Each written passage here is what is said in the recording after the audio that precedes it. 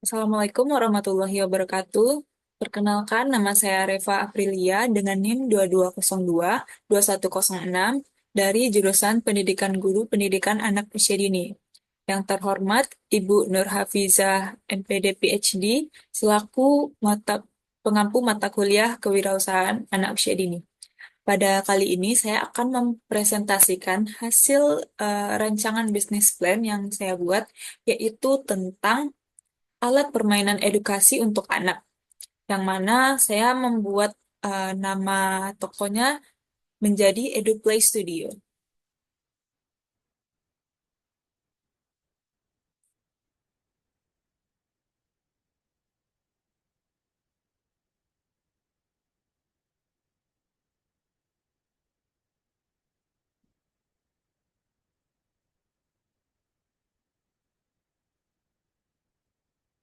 Latar belakang dari latar belakang dari bisnis ini yaitu industri alat permainan edukatif anak mengalami pertumbuhan yang signifikan dalam beberapa tahun terakhir. Kesadaran orang tua terhadap pentingnya pendidikan dini yang berkualitas makin meningkat, didorong oleh pemahaman bahwa masa Golden Age merupakan periode kritis dalam perkembangan kognitif, motorik, dan sosial anak. Permainan Permainan edukatif tidak hanya memberikan hiburan, tetapi juga menstimulasi berbagai aspek perkembangan anak melalui metode learning by playing. Sistem pendidikan modern kini mengutamakan pendekatan pembelajaran interaktif dan menyenangkan. Metode konvensional yang bersifat one-way communication mulai ditinggalkan, digantikan dengan pembelajaran yang melibatkan seluruh indera anak. Alat permainan edukatif menjadi solusi ideal untuk memfasilitasi proses pembelajaran yang efektif dan menyenangkan. Orang tua masa kini, khususnya generasi milenial dan Gen Z, memiliki kesadaran tinggi terhadap kualitas mainan yang diberikan kepada anak. Mereka tidak hanya mencari mainan yang hibur, tapi juga mainan yang dapat mengembangkan kemampuan kognitif, kreativitas, problem solving, dan keterampilan sosial anak. Investasi dalam mainan edukatif dipandang sebagai investasi jangka panjang untuk masa depan anak. Meskipun era digital membawa kemudahan akses informasi, namun juga menimbulkan kekhawatiran akan screen time yang berlebihan pada anak. Banyak orang tua yang mulai mencari alternatif mainan fisik yang dapat mengalihkan perhatian anak dari gadget dan tetap memberikan nilai edukatif. Ini menciptakan peluang besar bagi bisnis alat permainan edukatif tradisional. Selanjutnya, saya akan menyampaikan visi dan misi dari bisnis ini, bisnis ini yaitu visinya menjadi penyedia alat permainan edukatif terpercaya yang berkontribusi dalam mengoptimalkan tumbuh kembang anak Indonesia melalui konsep pembelajaran yang menyenangkan. Misinya yang pertama yaitu menyediakan koleksi alat permainan edukatif yang berkualitas tinggi dan aman untuk anak. Yang kedua, memberikan konsultasi dan edukasi kepada orang tua tentang pemilihan mainan yang tepat sesuai dengan usia dan kebutuhan perkembangan anak. Yang ketiga, mendukung institusi pendidikan dalam menyediakan sarana pembelajaran yang inovatif dan efektif. Dan yang terakhir, mengembangkan produk lokal yang dapat bersaing dengan produk impor. Selanjutnya, adapun jenis produk yang akan eh, saya kembangkan yaitu yang pertama ada puzzle edukasi. Pada puzzle edukasi ini, pada bulan pertama akan diproduksi sebanyak 500 unit per bulan. Yang kedua ada mainan motorik. Mainan motorik ini akan diproduksi sebanyak 400 unit per bulan. Dan yang ketiga ada alat peraga pembelajaran. Alat peraga pembelajaran akan diproduksi 300 unit per bulan. Yang terakhir ada permainan kreatif. Permainan kreatif akan diproduksi sebanyak 800 unit per bulan. Untuk total targetnya yaitu 2000 unit per bulan. Selanjutnya, adapun target pasar dari produk ini yaitu yang pertama ada orang tua Gen Z yang mana sangat aware dengan perkembangan sekarang ini dan membutuhkan alat permainan yang konvensional. Yang kedua, kita dapat me- mem- mempromosikannya kepada lembaga PAUD atau TK. Dan yang terakhir kepada lembaga SD awal, yang mana masih membutuhkan beberapa media edukatif. Berikut merupakan analisis SWOT dari bisnis yang akan saya jalankan. Yang pertama ada strength. Strength atau kekuatan. Itu potensi pasar yang besar.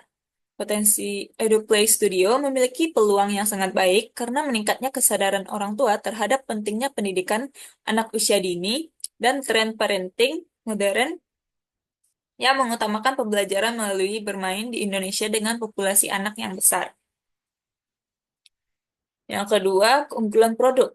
Produk alat permainan edukasi yang ditawarkan berikan nilai lebih karena menggabungkan unsur edukasi dan hiburan, sekaligus membantu perkembangan kognitif, motorik, dan sosial anak dengan investasi jangka panjang sebagai alternatif yang lebih sehat dibandingkan gadget. Yang ketiga, diferensiasi brand. Nama EduPlay Studio menciptakan positioning kuat sebagai studio kreatif yang mengkhususkan diri dalam solusi pembelajaran anak melalui bermain, memungkinkan pembangunan brand image sebagai ahli dan spesialis dalam mainan edukatif. Yang terakhir dari Strange yaitu ada fleksibilitas bisnis. Model bisnis yang dapat dijalankan secara online maupun offline memberikan fleksibilitas tinggi untuk mengembangkan produk custom sesuai kebutuhan institusi pendidikan, serta menambah layanan workshop dan kelas bermain sebagai revenue stream tambahan. Selanjutnya ada weakness dari rancangan ini, yaitu ketergantungan pada supplier.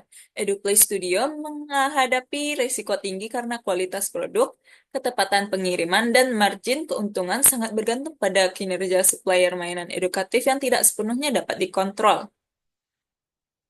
Yang kedua, keterbatasan modal awal. Bisnis ini memerlukan investasi besar untuk membangun stok produk yang beragam, biaya operasional toko, dan budget marketing yang cukup untuk membangun brand awareness di pasar yang kompetitif. Yang ketiga, kurangnya expertise teknis. Sebagai reseller, EduPlay Studio memiliki keterbatasan dalam mengontrol inovasi produk dan memberikan technical support mendalam karena tidak memproduksi sendiri serta bergantung pada pengetahuan supplier tentang tren mainan edukatif. Weakness yang keempat yaitu target market yang terbatas. Fokus pada segmen orang tua dengan anak usia dini menciptakan keterbatasan pasar dengan daya beli yang bervariasi dan karakteristik penjualan yang seasonal terutama menjelang hari raya dan liburan sekolah. Adapun beberapa peluang dari bisnis ini yaitu yang pertama, tekanan pasar yang mendukung. Maksudnya di sini yaitu meningkatnya kesadaran akan pentingnya early childhood education, tren homeschooling pasca pandemi, dan dukungan pemerintah terhadap industri kreatif UMKM menciptakan momentum yang sangat baik untuk pertumbuhan bisnis mainan edukatif.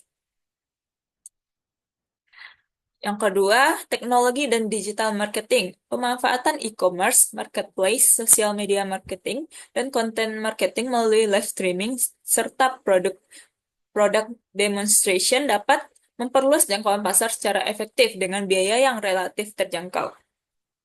Yang ketiga, kemitraan strategis.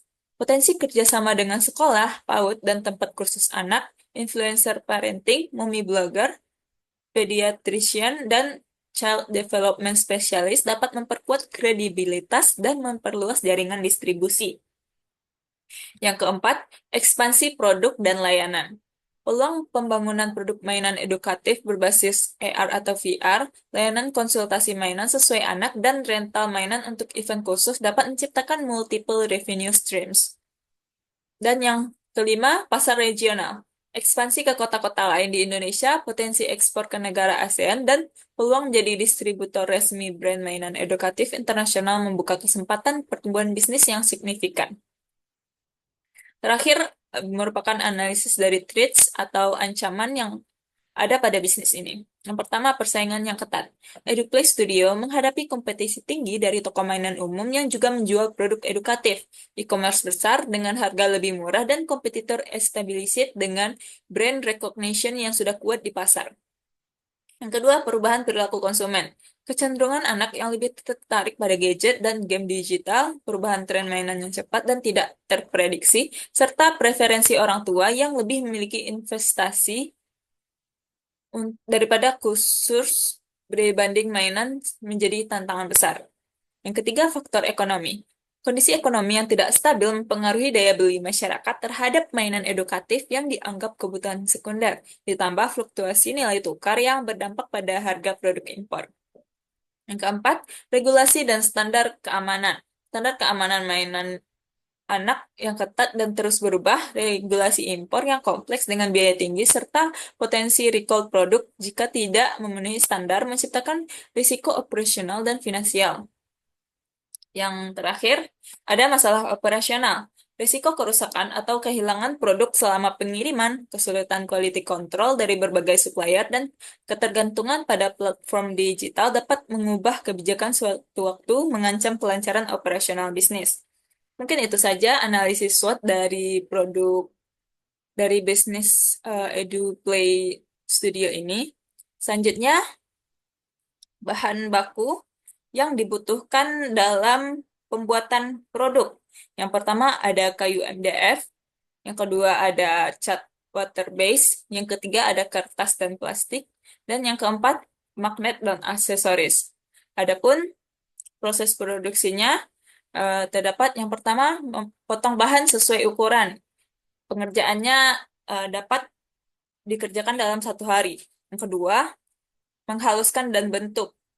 Pengerjaannya juga dilakukan dalam 2 hari. Yang ketiga, melakukan cat, pengecatan, dan menggambar. Pengerjaannya 2 hari ditambah dengan pengaringan. Yang keempat, merakit dan melakukan cek pada kualitas. Pengerjaannya selama 1 hari. Dan yang terakhir, mengemas barang dan mempackingnya dalam waktu 1 hari juga. Selanjutnya, perlengkapan utama yang dibutuhkan dalam bisnis ini yaitu yang pertama ada gergaji listrik untuk memotong kayu, yang kedua ada mesin amplas untuk menghaluskan, yang ketiga ada spray gun untuk mencat media, yang keempat ada kompresor untuk spray gun, yang kelima meja meja kerja sebanyak 4 buah, dan yang terakhir rak pengaringan. Adapun biaya produksi yang saya analisis eh, menurut estimasi per unitnya. Dari bahan bakunya per unit yaitu dengan biaya 15.000.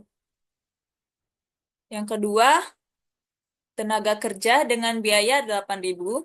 Yang ketiga, listrik dan overhead dengan biaya 2.000 per unit.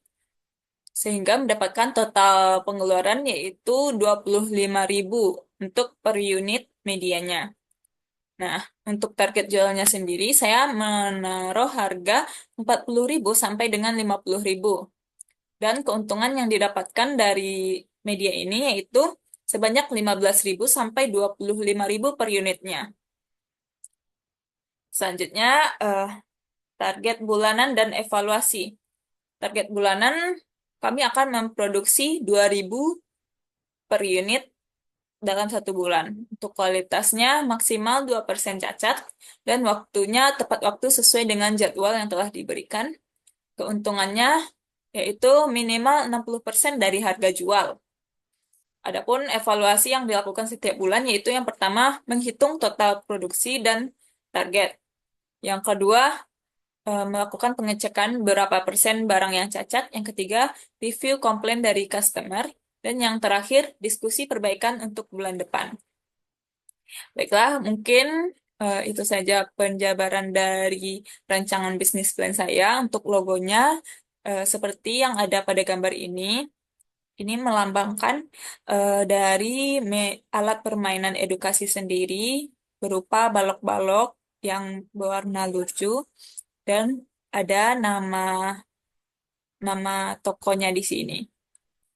Baiklah, mungkin itu saja presentasi dari rancangan bisnis plan saya. Saya akhiri. Wassalamualaikum warahmatullahi wabarakatuh.